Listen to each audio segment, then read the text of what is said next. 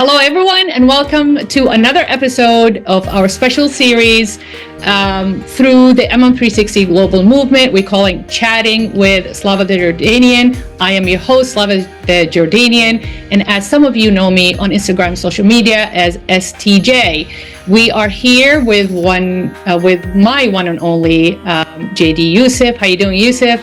Doing well. Thank you so much for having me, Dr. Slava.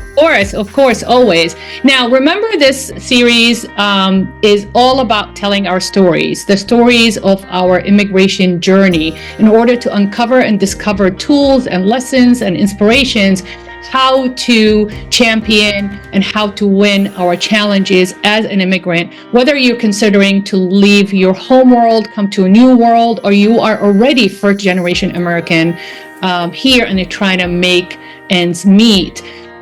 So just as a reminder, the message behind the series is to master an unlimited mindset by eliminating limiting beliefs and thoughts. And we're going to tap into that compared to last episode that we talked about the traditional gender role expectation and the effect of that on our well-being and also on our mental health, which is one of the episodes we're very, very excited about to have in the future for sure. All right, let's jump right into it, Yusuf, since we had a lot of practice. So today we would like to discuss the reasons of migrating. What fuels us and what triggers us to leave everything that we know and everybody that we love behind in our home world and embark into a new world, and what does that journey and that story feels like and that journey looks like. So let's start. I would like JD Yusef to define for us the concept of displacement as a first generation American. Remember, Yusef was born in California. He lives in Alabama. He lived a little bit in Florida too. So he is a first generation American where his parents are, your parents are first generation immigrants here, or? Okay, all right. So can you just give us a quick overview of what the displacement emotions and the displacement journey look like for example, your grandparents or your parents? You choose whoever you would like to share with us. Yes, certainly. And thank you so much. And I think the impetus for such migration, right? Whether it's immigration or refugee, right? It's safety at the end of the day, right? It's you have this fear that either because of the political instability or just again resources. Water is a huge thing and will continue to be a huge thing as we progress into the future. So. But it's life at the end of the day. You want to protect what you have, so I guess that's going to be the impetus of a lot of these movements across the world, right? It's not something that's just reserved for our people, if you will. But with that being said, being children of a diaspora, it's a balancing act. You're coming to a new world. You're trying to survive. You have to have a reckoning with yourself. What's important, what's going to help me,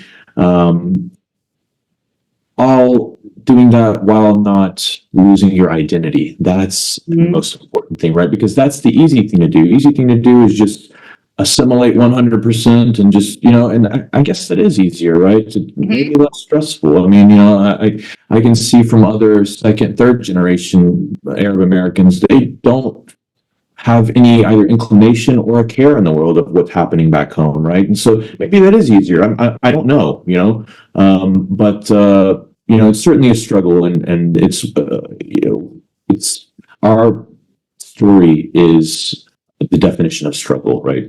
Yes. We have a saying in Arabic, الغربة صعبة والثمن غالي. Being a stranger, being in a strange country or a strange place is hard, like you said, especially with the identity crisis. If you have the personality style that's very important for you to belong, or you feel that belonging anywhere you are, that's tough. It's going to take a lot more work than a person, like you said, is going to take the easy way out. Either shed everything and modernize their lifestyle, modernize their beliefs, and shed all the traditional, gender role expectation or traditional spiritual beliefs. Or I've seen it on the other end too, where a lot of immigrants, they don't want to modify anything. They basically living in a micro model of their traditional home into that new world. And that could be okay if when you're young, but when you start getting older, especially at the high school level, and I hear it from my husband that he came from Egypt when he was 2 years old, that he did not struggle until high school. When you hit high school, you started to access a real world, the adult world a little bit. And that's when you start asking a question, do I belong? How do I conduct myself? Do I have, high sense of self-value, high sense of self-awareness, social awareness? Because, when you're younger than high school, you are protected and you are pretty much conditioned around what your parents' household have provided. But then when you start steering your own life, your own way, you're like, wait, hold on a second. I need to learn new ways. I need to learn new tools and new lessons in order for me to fit in as an adult in this new world. Fitting as a child in a new world, you're following your parents, right? You're definitely following your parents' lead. But then when you start creating your own life and you want to, spread your wings, you have to create your own life. And that's very, very important point.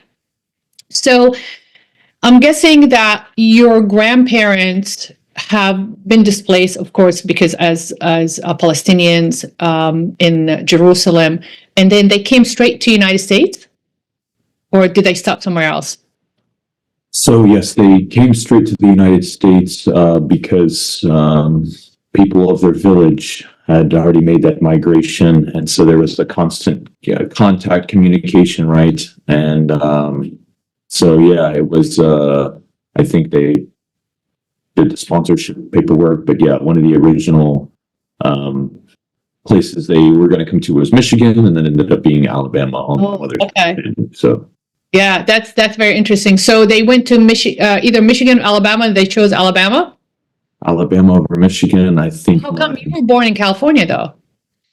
So my mother met my father, and my father's side of the family, when they came to this country, they came to New Jersey, and then from Jersey to California. But my mother remembers as a child coming here, and remember seeing the number 200 everywhere. It was the bicentennial year, 1970. Oh, yeah. So that was all over the JFK airport and everything. So it's very, very interesting. So yes.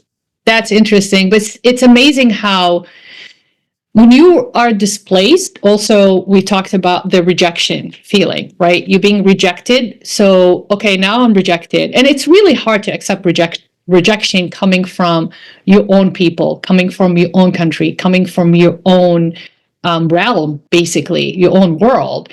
But there's nothing you can do about it. So you have to redirect yourself, and you might stumble, like Yusef's family. They went to, California, Alabama, Florida, Virginia, Michigan, and then they finally found their niche, and they settle in. Now, when you settle in, you have to start to heal, right? And we talked about you have to design and you have to transform into whether a completely different life or a life that has both flavors. If they have our old home or our birthplaces in our new world. So do you want to have a combination and hybrid of that lifestyle, or do you want to shed everything, or you want to stick to the traditional? Those are really the three options I believe every immigrant will have. And that's when the struggle starts, because you are basically fighting within yourself. Should I shed that? Should I embrace that? Should I keep this? And that's what we're talking about, the process of designing after you heal and after you settle down. So rejection, definitely, I think it's one of the most common reasons that humans will displace themselves or get displaced by others, whether a political system or lack of, like we said, resources, lack of education, lack of just a clean water. You want to displace yourself, and you can displace yourself from from your village or your town into a bigger city within your home world just to find easy access to water, easy access to food, easy access to job opportunities. So displacement doesn't have to be political. That's all I'm saying. But that's very interesting. Now, the stage of deciding to leave because you don't agree with the reason of displacement, then you're dragging all that emotional baggage with you, right? The resentment, the hate, the bitterness, it's not fair, I'm the victim, I can't believe I'm doing this, I don't want to do this, I want to stay home.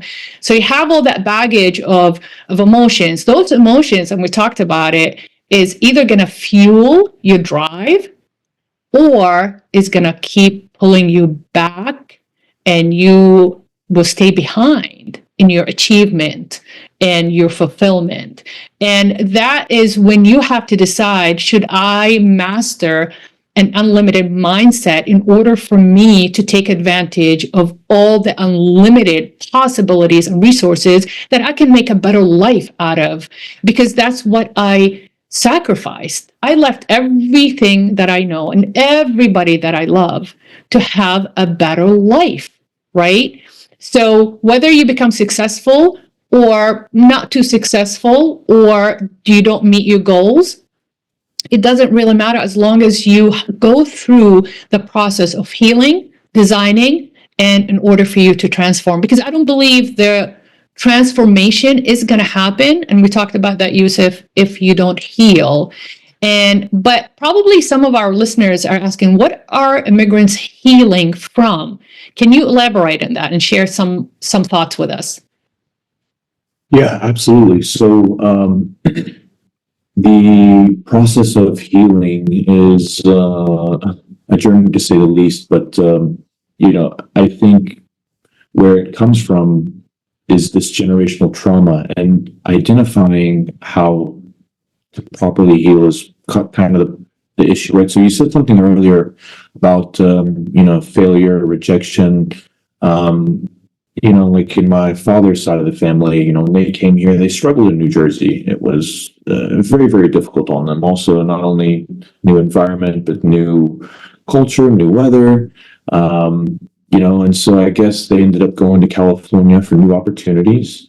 But then once in California, again, it's a jungle. You're trying to survive, right? So the process of healing is kind of, not on the forefront, right? So, again, it's survival, right? But at the end of the day, these things that you kind of put off will rear themselves, either in your personal interactions or in your future families, interactions and experiences. So, and I've seen that and experienced that, right?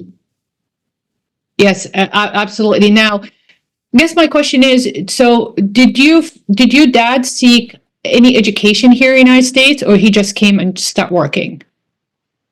Yes, so education wasn't on the forefront. I guess they had that working mentality, and I guess my dad had some sort of interaction and kind of, went to the education route, which is very different from, my mother's side of the family, where again, they would constantly talk about education, right? A lot of my mother's side of the family, they couldn't afford an education, right? So they did whatever they could do, either find a trade or, so just to supplement something. Again, education was something that you could not take from someone, right? Coming from a history of our things taken from us, our home taken from us, right? Our livelihood. So, but yeah, education is essential to our people for sure. So, what I'm hearing is your paternal family, right? They're more into labor and finding job and working, and your maternal side of the family a lot more into the education part. Is that correct? Am I getting? Sure. Okay. Sure. Right.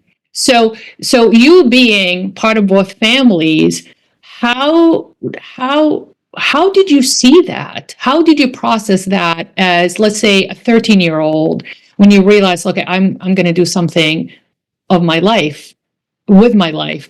were you pro education? It's like, no, I'm just going to do what my dad did. I'm going to jump into labor and do my thing. Or were you more attracted to, obviously you were attracted to education. Now you're a lawyer. But do you remember when did that trigger your passion? Like, I got to go to school. I don't want to be that, but I want to be this. Do you remember? Yeah, it was actually working at a young age, 12, 13, 14 years old, working at an Italian butcher shop, cleaning up after school, right? I liked that. I liked working with my hands, even right out of law school, a very unorthodox path through law school and then outside of law school, but graduating during the pandemic, nothing is available. I'm doing construction right out of law school. I love working with my hands, right? So it's very, very different. So, and again, I guess I come from that mentality that nothing is beneath me, but also like I do know my value. I try to remain humble as best as I can. But yeah, it's certainly a compromise, right? Yes, it's absolutely, and it's a balance, and I love the fact that you did certain things out of your comfort zone, but you discovered that you enjoyed those things. Other than, instead of saying, I invested in myself, I went to law school, now I'm a lawyer, this is beneath me. But it's fascinating how you are willing and open to take on certain jobs that does not pertain to your education.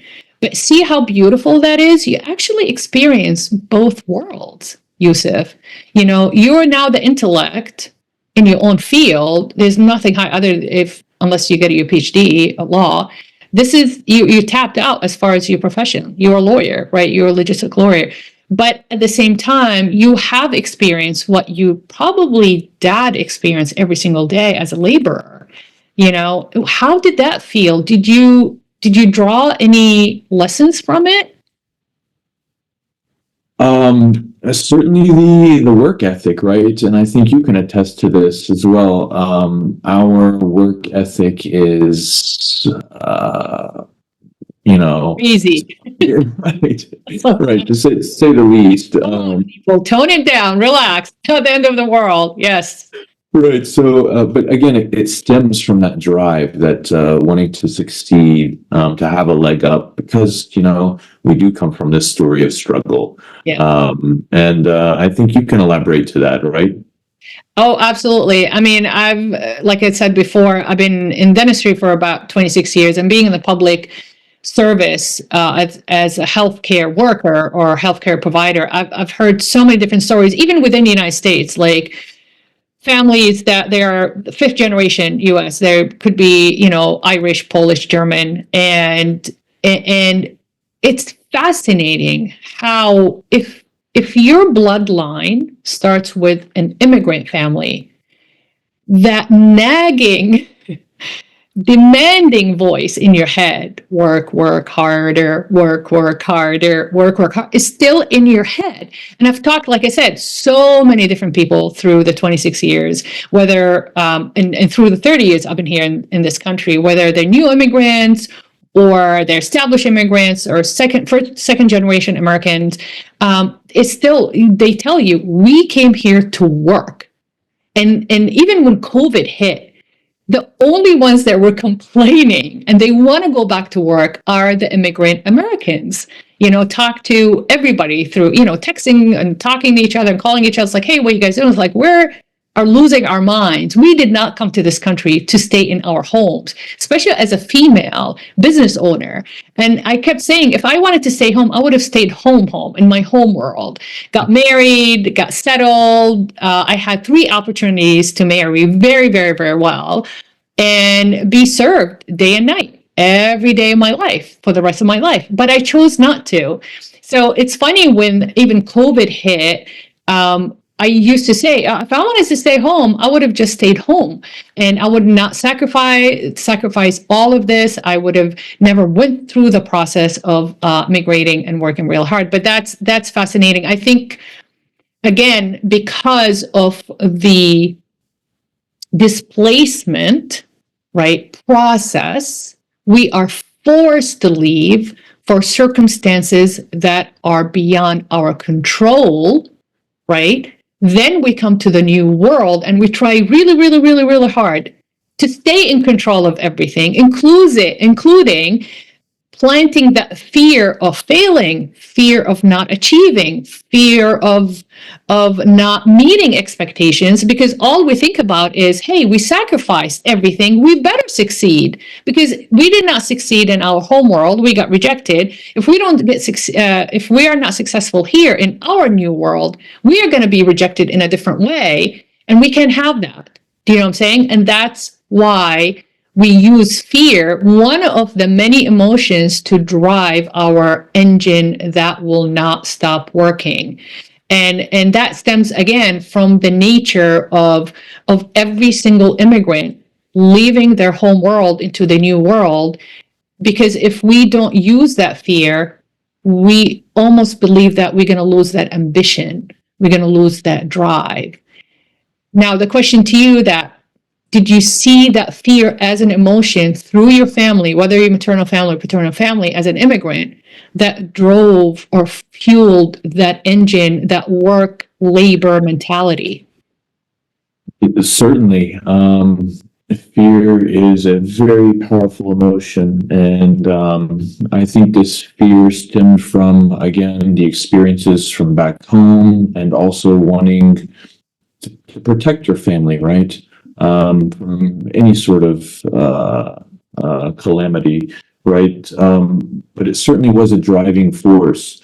You know, again, getting out of your comfort zone is going to be very, very important here. But that's going to require you to kind of overcome some of your limiting beliefs, as you allude to time and time again.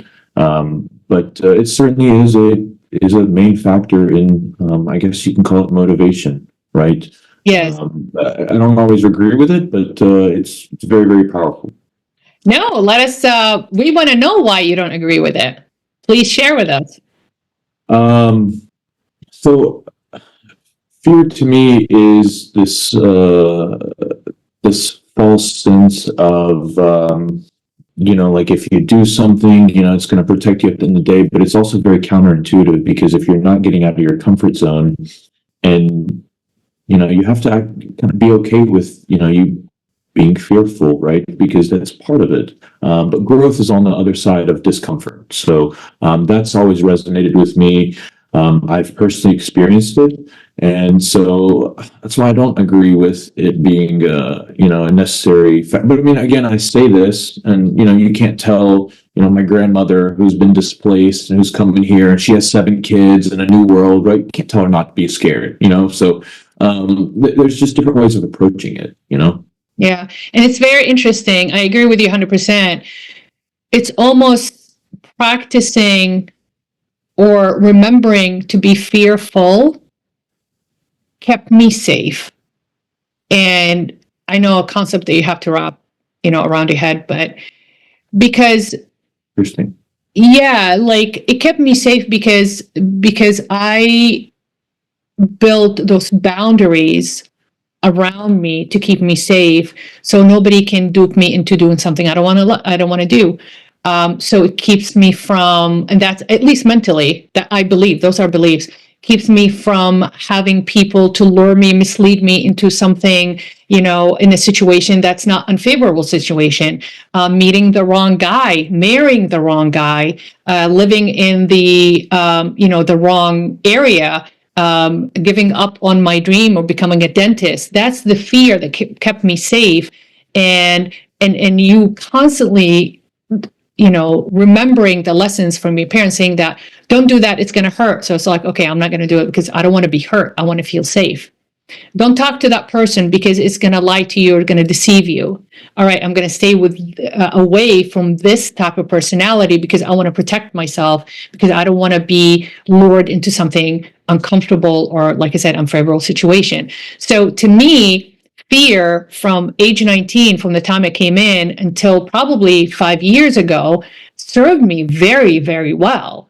Then I realized that there's nothing for me to fear. I don't need that level of protection. So why am I still fearful? And that's when I hired a life coach to help me redesign my values and my core beliefs. One of them is to release the fear. Now, that said, fear is always going to be part of me because I'm an immigrant. I'm not even first generation American, right? But I am not going to practice it. I'm not going to exercise it to the level I used to exercise it in the past in order to achieve what I needed to achieve at this point. Because now I have a different roles. I'm within a different, I'm practicing my values in a different capacity, right? Whether with the MM360 global movement, whether as a public speaker, whether being on the radio show locally, on a podcast, meeting new people, owner of franchise, those are all new roles I have created for myself. And I need to make sure that I'm using the values that are going to serve my role right now. Now, coming back to Yusef, you went from law school, you graduate from law school, then you have some odd jobs because of COVID, right? So did you build different values as you experienced the labor part of life, or you didn't feel that they changed anything in you? No, it wasn't like a dramatic thing or anything discouraging, honestly. Kind of in the moment, kind of got to deal with it, and then you're confident that you're going to embark on other things. So it wasn't anything debilitating. Now, I don't think others would have done what I have done or did, right?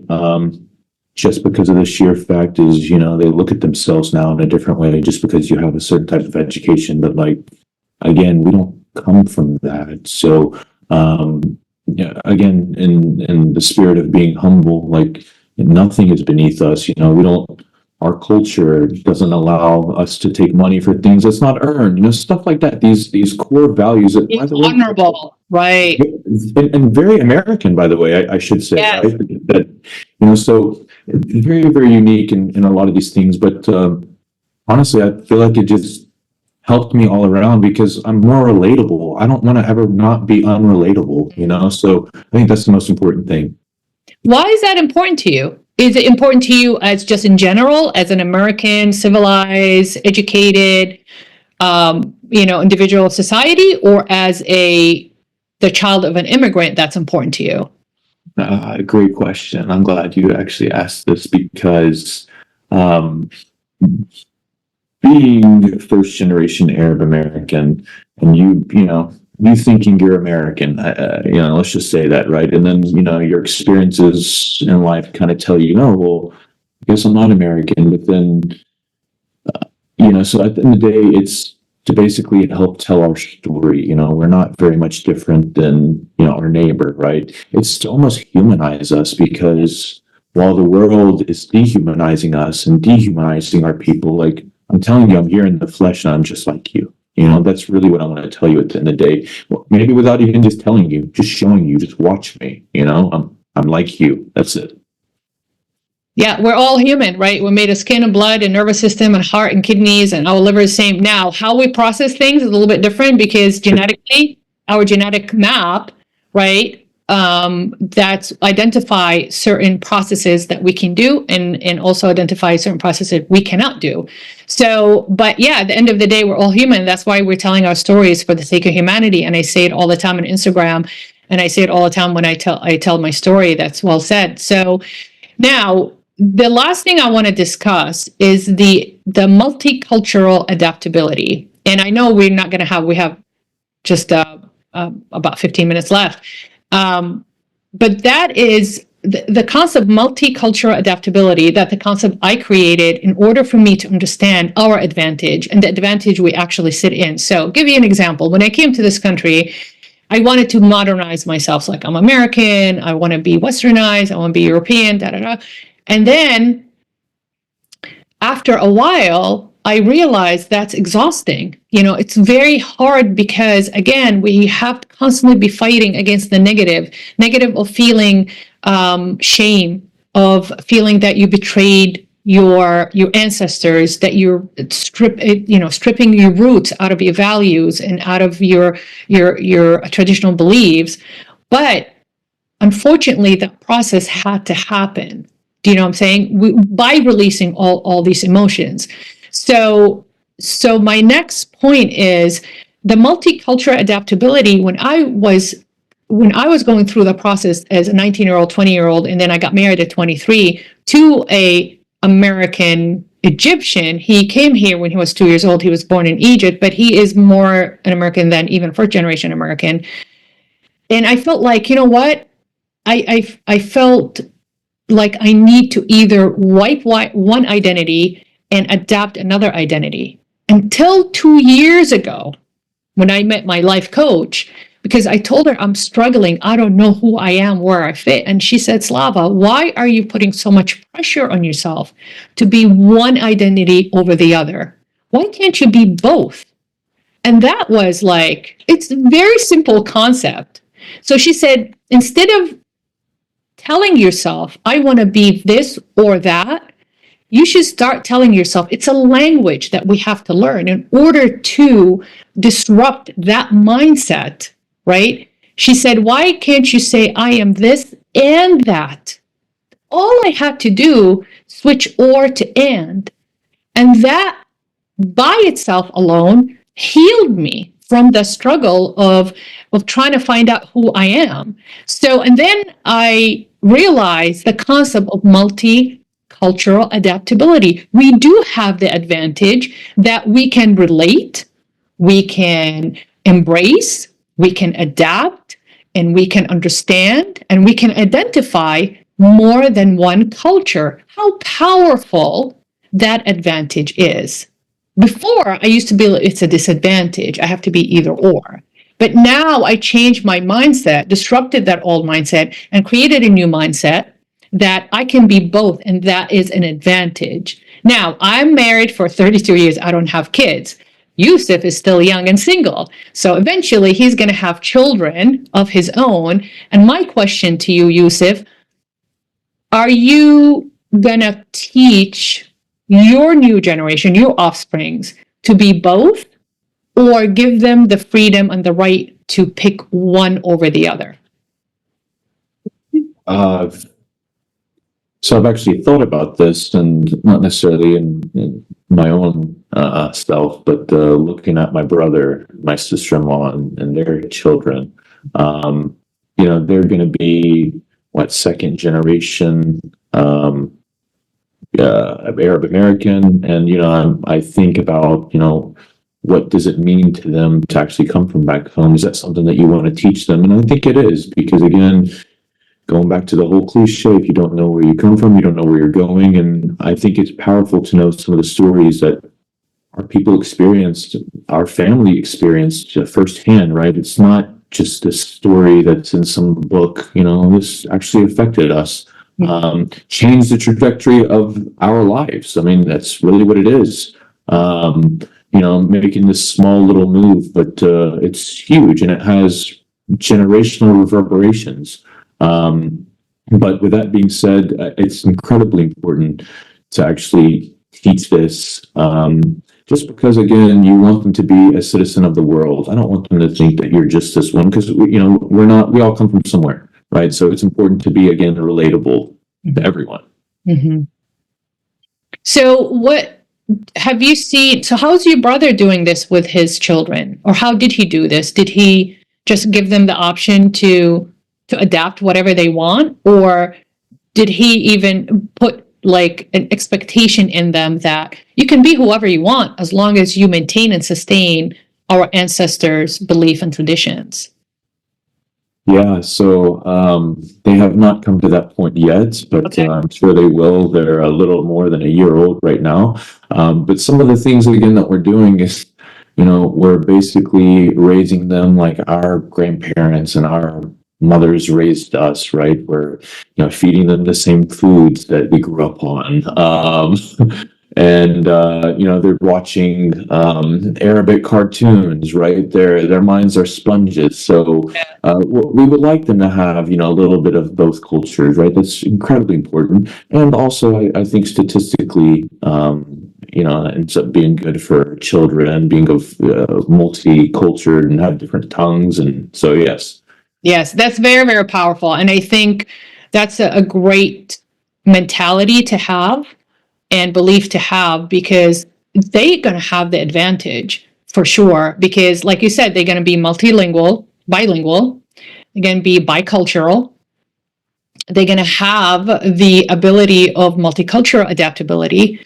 They're going to be more empathetic and sympathetic to other cultures because they're going to appreciate, hearing from your parents, their grandparents and great grandparents, all their journeys and all the stories in order to continue the experience of humanity learning. And I agree with you. And just like I shared before, the saying that I heard that yesterday is history, today is a mystery, tomorrow is a gift, right? So if you take that concept and you say, yeah, yesterday is history. Okay, fine, I learned from it, right? It doesn't mean it has to be part of me. Today is a mystery, brand new day. It's a blank canvas that you can create whatever you want on it. Tomorrow is a gift because guess what? Tomorrow you get another chance to try to transform, heal, or design, or create your own core values, transform yourself in a different identity, adapt a different culture, move into a different adventure. That's all a gift, right, to us. So it's fascinating how do you disrupt the mindset, especially in my experience too. I felt like I need to be one or the other, and now come to a realization at 50 plus years old that no, I can be both. And that opened so many different opportunities for me the moment I changed that mindset.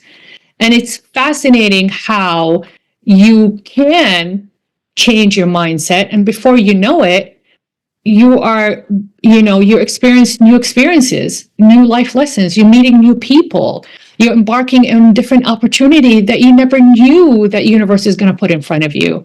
Look at us. We're doing our podcast. When did we meet, Yusef, on LinkedIn? How long ago? 6 months ago. 6 months ago, right? I feel like I've known you forever because I think we're two people that are willing to open up and experience as much as possible through life with a unlimited mindset. And that's very, very important message. So last words, last lesson, story for our listeners. What would you like to say or add? Anything? To finish this, again, going back to the whole cliche, if you don't know where you're coming from, you don't know where you're going. Again, it's just not words just to be said. I think direction is important, and actually knowing the struggle and what your people or family went through is incredibly motivating in and of itself, right? And should be able to kind of push you and to reach whatever dreams that you want to attain. So with that being said, thank you, Dr. Slava, for this opportunity. It's been amazing. Yes, of course. So remember, all our listeners, if you are planning to leave your home world, come to a new world, or planning to change your circumstances or seek different opportunities, different resources to make your life better, to achieve more, you gotta disrupt the mindset. And you need to master, and take it from me, like I said, I've been struggling, fighting the negative for over 36 years. And I finally healed only the past 2.5 years. So it does work. And the process is very, very important in order for us to heal first, to design our values in order to reset our mindset, then to transform ourselves into whatever we want to transform ourselves in order to be empowered, in order to fulfill your dreams and your goals. So mastering an unlimited mindset by eliminating limited beliefs and thoughts, that's the message of these series. So thank you for all our listeners for engaging and listening to us. Please like and share. And this will never happen without you, with your empowerment, with your encouragement, with your advocating for this series. Now, remember that this series is going to be on all podcast platforms to be available for you to listen to it whenever you want, wherever you are. And also it's going to be available on YouTube for you guys to watch. So remember, please like and share. And if you have any stories, continue telling your stories, because as you know, for us to sustain humanities, we have to keep telling our stories. Without our stories, we're not going to learn, we're not going to be inspired, and we're not going to be empowered. So please continue telling your story. And thank you so much for listening. And we hope to see you next time. Bye for now.